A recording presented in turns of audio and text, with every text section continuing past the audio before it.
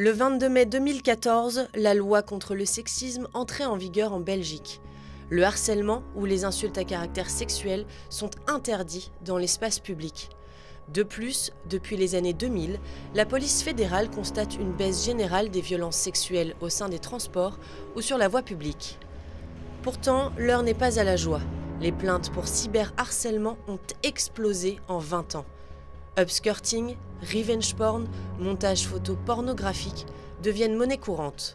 Mais peu d'agresseurs se retrouvent réellement inquiétés par la justice, bien que ces actes soient condamnables. Morgane, 25 ans, a subi un cyberharcèlement et des menaces de revenge porn. Déboussolée, elle ne savait pas vers qui se tourner à l'époque. Elle a reçu des centaines de messages, oscillant entre la flatterie et les menaces durant plusieurs années. Le nom de son harceleur, Soufiane. Quand j'avais 15 ans, à l'époque, j'étais pas une fille confiante. Une fille à 15 ans, c'est pas quelqu'un de très confiant, quelqu'un qui croit pas forcément en elle et qui doit être rassuré sur beaucoup de choses.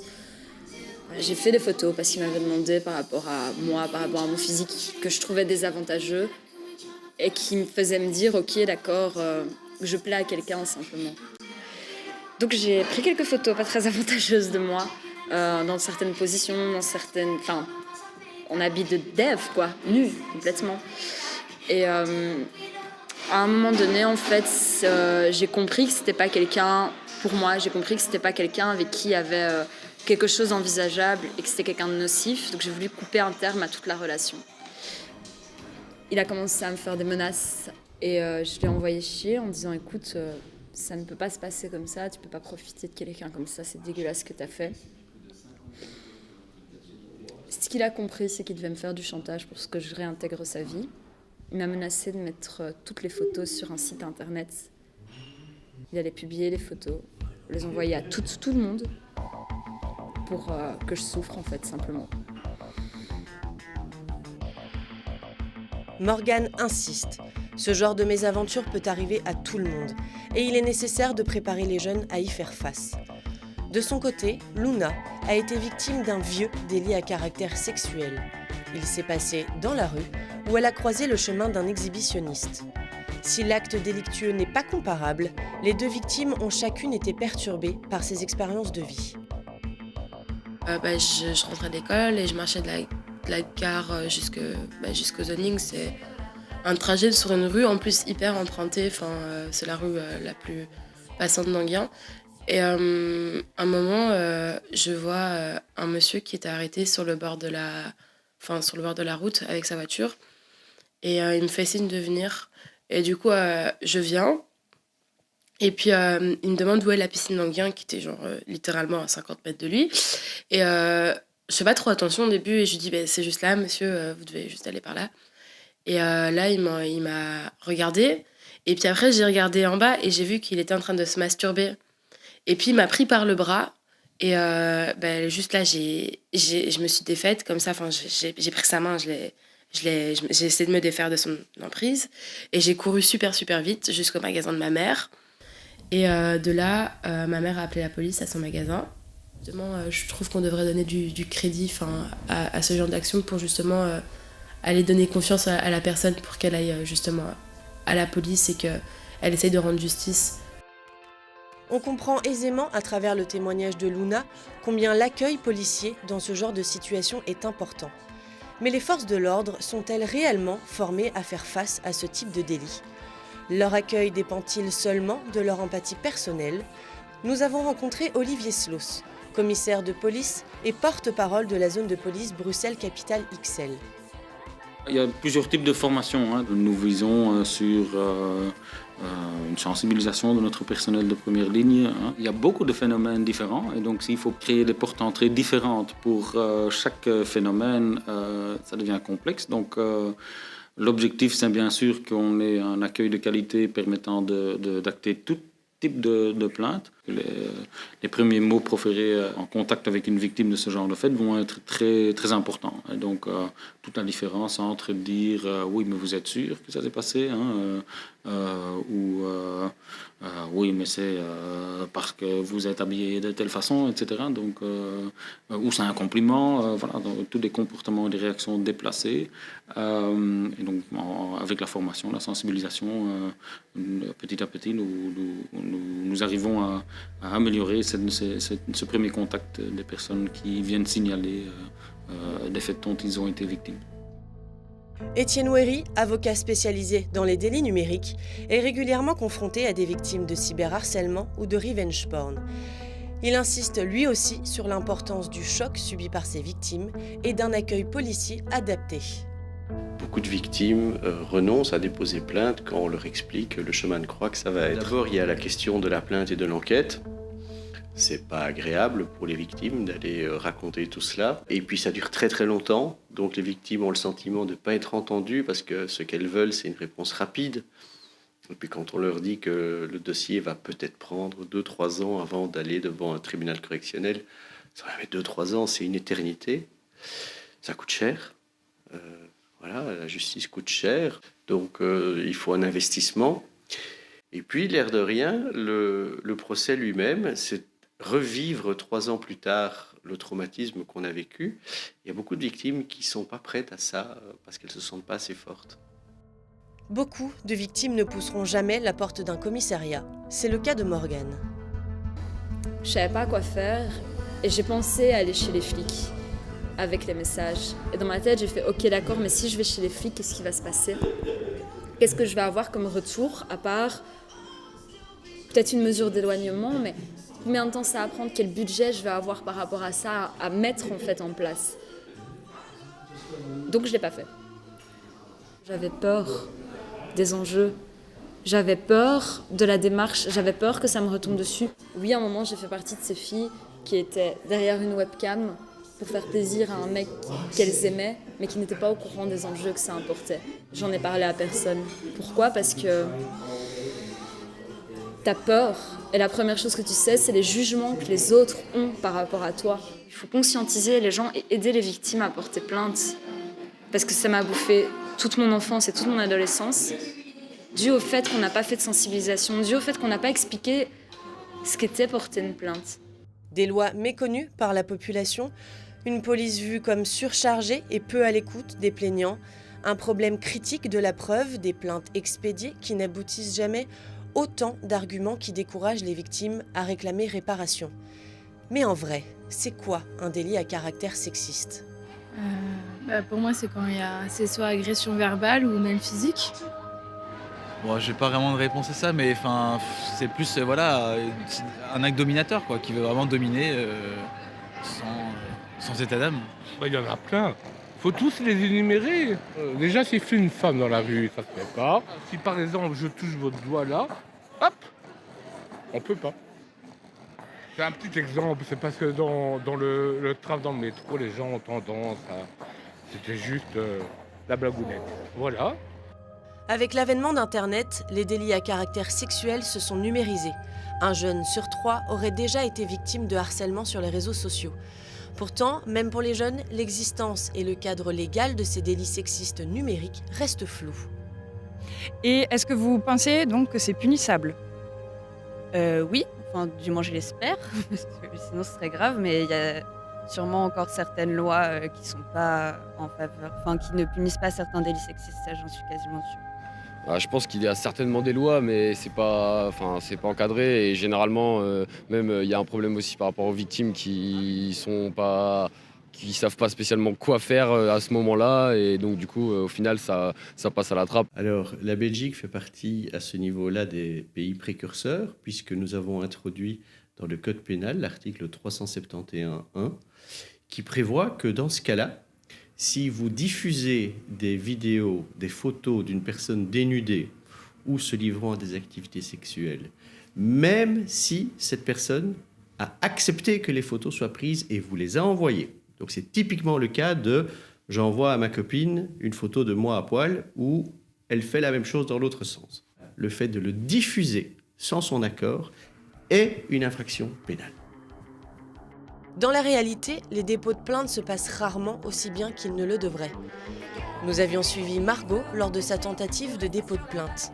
Elle avait alors été refusée dans le premier commissariat où elle s'était présentée et avait dû changer d'endroit pour que sa plainte soit acceptée. Luna, elle, a fait la démarche 2 fois. Systématiquement, elle a déploré le manque de suivi de la part de la police et lors de sa première plainte, elle a aussi regretté le comportement du policier. Effectivement, le policier a fait une remarque à ma mère qui ne m'a pas plu. Et ma mère m'en a fait part d'ailleurs. Elle m'a dit oui, le policier il a dit que je ne devrais pas te laisser sortir avec des jupes. À l'époque, les jupes moulantes, c'était assez à la mode. Les jupes noires comme ça qui collaient. J'avais ça avec un collant et elle m'a dit oui, quand même, le policier a dit que ta tenue n'était pas appropriée, que si tu voulais pas avoir des problèmes, il fallait faire plus attention. Et il m'a fait la remarque. Pour ça, j'aurais juste préféré que voilà, il se contente d'écouter et porter un jugement. Franchement, ça n'avait pas d'intérêt. Quand vous allez déposer plainte auprès de la police, en général, vous avez un policier qui commence par regarder la jeune femme et puis qui fait comme ça. Et vous avez tout compris. Ouais, elle est jolie, ouais, elle est bien roulée, ouais, elle a une jupe. Quoi? Ça excuse les choses? Vous avez envie d'hurler quand c'est comme ça, parce que vous êtes là pour représenter la victime. Ça date d'il y a 3 semaines. Je dépose plainte pour harcèlement contre une jeune femme, une jeune fille au père, qui est réellement maltraitée dans sa famille, avec des photos dénudées qui sont balancées sur Internet, etc. Enfin, c'est juste du grand n'importe quoi. On lui coupe les cheveux avec un couteau, on l'oblige à montrer tous les mois qu'elle a ses règles parce que le père de la famille au père veut s'assurer qu'elle n'a pas de relation sexuelle et qu'elle n'est pas enceinte. Enfin, c'est juste du grand n'importe quoi. On dépose plainte. Je reçois une lettre que je peux vous montrer qui dit noir sur blanc. Ceci ne fait pas partie des priorités criminelles de la justice bruxelloise. Nous classons sans suite. Dans ce genre de situation, l'avocat conseille de forcer l'instruction, à savoir déposer plainte directement auprès du juge d'instruction. Viviane Joliet, juge d'instruction au palais de justice de Liège, confirme que peu de plaintes liées au harcèlement atterrissent sur son bureau lorsqu'elles sont introduites auprès de la police. La personne qui est victime d'une infraction ou qui estime être victime d'une infraction peut également venir directement chez le juge d'instruction pour déposer plainte. Il doit quand même avoir rédigé une plainte qui reprend les faits dont il a été victime, des éléments. Il faut quand même un document écrit parce qu'on doit être saisi d'une infraction, quoi. Alors il n'est pas obligé de qualifier puisque c'est une personne lambda qui n'est pas au fait des arcanes juridiques, mais il doit au moins expliquer les faits, exposer les faits dont il a été victime pour que le parquet puisse traduire les faits en infraction pénale et qualifiée. Il faut avancer une somme de 125 € au minimum. Puis c'est vrai qu'ils ont l'impression qu'ils vont déposer plainte et puis que ça peut prendre parfois des années pour voir aboutir leur plainte. Ce n'est pas uniquement un problème de compétence du juge d'instruction. Les moyens de la justice actuellement sont de plus en plus limités et que voilà, le parquet est obligé de faire un tri. Obtenir réparation n'est possible que lorsque la victime fait le choix d'intenter une procédure. Une démarche pas toujours évidente, tant les faits à dénoncer sont larges et le malaise ressenti par ces dernières souvent présent. Le domaine harcèlement de rue est vaste, hein. Il va d'un mot prononcé jusqu'à des comportements violents. Donc c'est vrai que c'est des faits pour lesquels ce n'est pas facile de venir le dire à la police, et donc il y a un chiffre noir très important. Le chiffre noir regroupe tous les faits non déclarés à la police. Sans signalement, pas de statistiques, et il est donc impossible d'avoir une idée claire de la situation actuelle. Toute politique policière est basée sur les chiffres. Les chiffres sont dans nos ordinateurs. Pour qu'ils soient dans nos ordinateurs, les personnes doivent venir nous dire ça. Donc voilà, on a un rôle à jouer là-dedans aussi pour rendre visible les phénomènes, pour permettre aux gens de venir le dire. Et ça nécessitera créativité dans le sens que beaucoup de ces faits, malheureusement, on ne va pas savoir les poursuivre parce que ce sera une personne qui a dit quelque chose en rue, on n'aura pas d'image, pas de traces, etc. Néanmoins, l'information est intéressante. C'est avec cette volonté de rendre visible le phénomène des violences sexistes que la SBL Touche pas à ma pote a lancé l'application End the Way. On travaille avec la police de Bruxelles depuis début 2017, suite à des plaintes de filles de l'IEX qui s'étaient fait harceler, voire attaquer. Et quand on s'est retrouvé en réunion avec un commissaire de police, il a pris son grand registre des procès-verbaux et à l'époque, comme on était en 2017, il a regardé les procès-verbaux de 2016, il y avait 4 plaintes. Donc ce commissaire de police était très volontaire et disait « on sait qu'il y a un problème ». Mais quand on regarde les statistiques, il n'y en a pas. Et quand il n'y a pas de statistiques, on ne peut pas justifier de mettre des mesures et de mettre des moyens en place. Au travers d'une interface simple, les utilisatrices et utilisateurs de l'application peuvent signaler des délits en cours dans les transports en commun ou dans la rue. Luna l'utilise depuis son lancement, il y a un peu plus d'1 an. Je clique, je vois quelle personne, donc quelle co-utilisatrice de Touche pas ma pote sont à proximité de moi. Donc on peut voir qu'ici, il y en a 3. Et donc voilà, ici c'est là où je me trouve. Imaginons, je suis témoin d'une agression.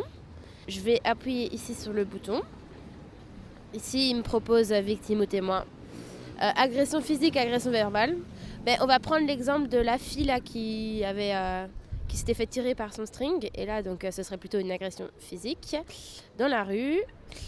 And the Way, c'est 81% de femmes inscrites pour 19% d'hommes. Depuis son lancement, il y a un peu plus de 10 mois, l'application a été téléchargée près de 2500 fois et 98 alertes ont été enregistrées. La Belgique s'est rapidement rendu compte de la gravité des violences sexistes et sexuelles. En témoigne la loi contre le harcèlement de rue datant de 2014 ou encore l'article 371.1 du Code pénal datant de 2016. Mais cette prise de conscience, bien que louable, ne s'est-elle pas retrouvée mise en application trop rapidement justement ? Ça, c'est vrai qu'il y a une frénésie législative du ministre de la Justice actuellement et qu'on suit à peine les actualités législatives, quoi. Donc il faut... on a des formations, mais c'est vrai qu'il y a des choses qui peuvent nous échapper, quoi, parce que on est pris par le travail quotidien et on n'a pas le temps de lire tous les jours le Moniteur belge et d'aller... on va aux formations qui nous intéressent le plus, qui nous concernent le plus dans notre travail quotidien, mais c'est sûr qu'actuellement, il y a une frénésie législative qui fait un peu peur. Il faut dire que les lois ne sont pas toujours très bien rédigées non plus. Une frénésie législative qui semble créer un fonctionnement à 2 vitesses. Mais ce décalage ne semble pas être l'unique problème du système judiciaire belge. En tant qu'acteur de terrain, comme avocat, je dépends d'un fournisseur dans ce genre de dossier. Mon fournisseur, c'est la justice. Et ce n'est pas un fournisseur normal, parce que c'est un fournisseur qui fait un peu ce qu'il veut. Et je dois bien dire que malheureusement, je suis rarement content de ce fournisseur. La justice pénale belge est, pour le dire gentiment, très faible. Il n'y a pas assez de gens, les dossiers ne sont pas traités suffisamment vite, il n'y a pas assez de moyens, ou alors ce n'est pas bien organisé. Je ne connais pas les causes. Moi, je constate simplement le résultat. C'est rarement les êtres humains qui composent ce système qui sont en cause. Quand vous discutez avec un juge d'instruction, quand vous discutez avec un policier, vous vous rendez compte que ces gens aiment leur métier, font ça par conviction et le font du mieux qu'ils peuvent. Ce n'est pas les êtres humains en cause. Mais le système, en tant que système, ne fonctionne pas. Point. Tant les membres du système que les justiciables semblent être insatisfaits de l'état de la justice belge. Pourtant, il est nécessaire que cette dernière s'adapte aux évolutions de notre société, en particulier lorsqu'il en vient au numérique.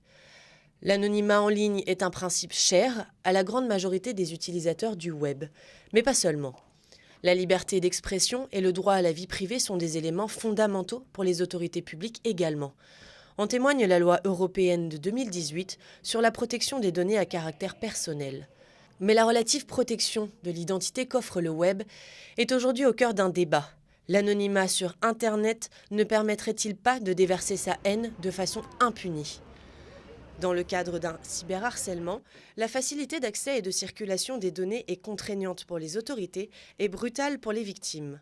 En revanche, elle n'empêche pas les personnes contribuant à la distribution des photos ou des vidéos d'être également condamnables par la justice. Alors en fonction des circonstances, ils risquent eux-mêmes d'être condamnés et c'est au moins une violation du droit à l'image de la personne qui apparaît sur la photo.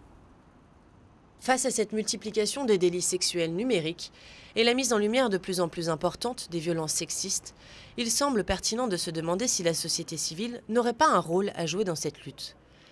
Éléonore Adioui est étudiante à l'Université catholique de Louvain et membre de l'AGL, l'Assemblée générale des étudiants. En parallèle à son cursus universitaire, elle a fait de la lutte contre les violences sexuelles son principal cheval de bataille. Pour elle, tout commence suite à un événement marquant. Il y a une étudiante qui a été agressée dans son cote par quelqu'un qui s'est fait passer pour une personne du personnel de l'UCL, donc du CL Logement. Et en parallèle, on avait eu aussi plusieurs étudiantes qui avaient porté plainte en interne contre leurs professeurs qui les avaient harcelées de manière répétée par mail, etc. Et du coup, moi, j'étais à l'époque responsable de tout ce qui avait attrait au sexisme, au racisme, etc. ici. Et donc, j'ai un peu pris ça à bras-le-corps, j'ai recherché ce qui arrivait.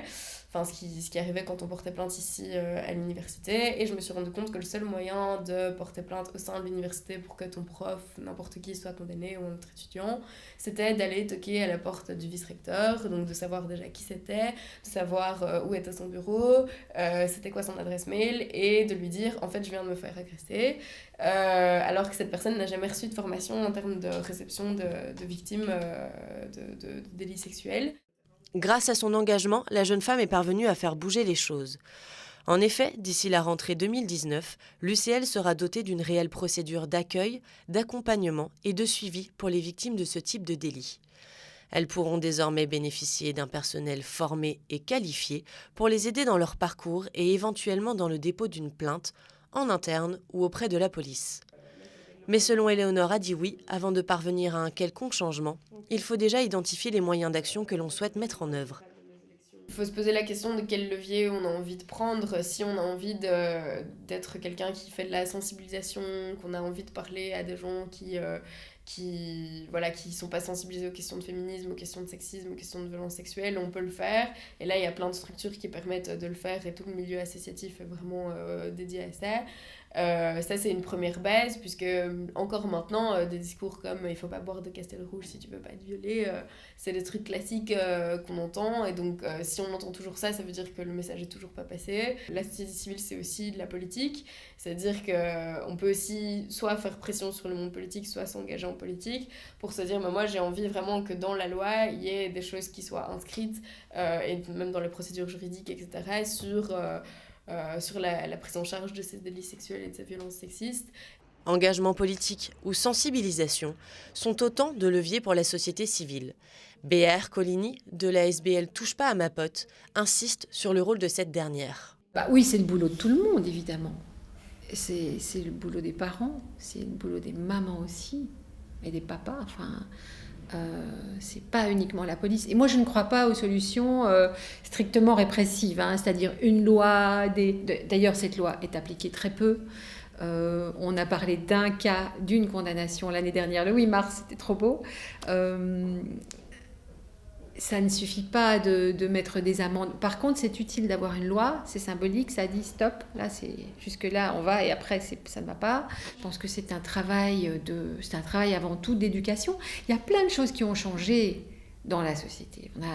On a accès à du porno en quelques clics, la manière de se rencontrer est différente, et ces choses-là n'ont pas encore été...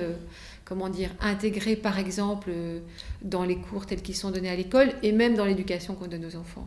Donc je pense qu'il y a une nouvelle donne et que donc il faut une nouvelle éducation et d'autres moyens, et c'est pour ça qu'il faut travailler à l'école, mais aussi faire des campagnes sur le net et avoir des apps et peut-être avoir une approche globale et holistique.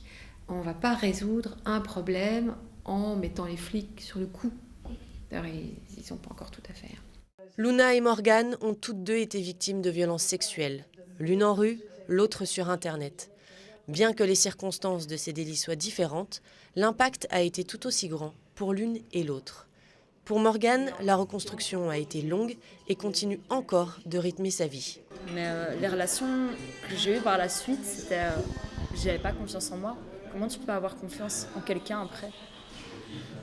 Donc j'avais pas confiance en moi, j'avais pas forcément envie de m'investir près de quelqu'un.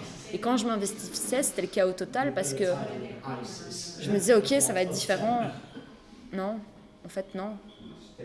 Soit je donnais trop confiance, soit pas du tout. Et donc maintenant, par exemple, en l'occurrence, je vais m'investir, mais à partir du moment où je vais être un peu blessée, c'est fini, je me transforme en iceberg. Si ça me convient pas, j'ai plus de sentiments, je me coupe totalement en fait. Ce type d'expérience peut-il modifier des comportements ou des ressentis ? Pour Luna, la réponse est partagée entre deux choses. C'est aussi une question de caractère et puis de vécu sûrement. Il y a des gens comme ça qui supportent pas l'injustice. C'est quelque chose qui est trop difficile, même dans les petites choses du commun. S'il se passe quelque chose dans la rue, je peux pas rester en tant que spectateur, entre guillemets. Parfois c'est pas bien, parfois c'est bien, mais c'est difficile de rester en tant que spectateur.